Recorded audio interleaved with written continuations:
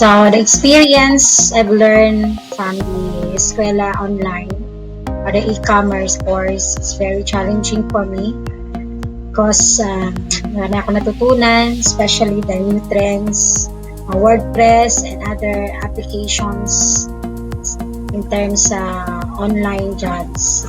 So, mga benefits for the mga benefits of e-commerce, especially sa modernong Pilipino tulad ko, is very accessible and easy to convenient, and of course you get this friendly use.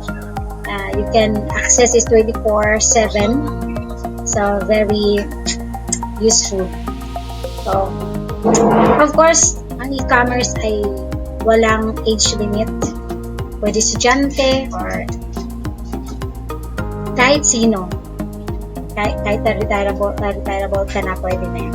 So, my goal after 1 month is to aim not only the learning, but of course, to earn more than 50,000 a month. That's all. Thank you.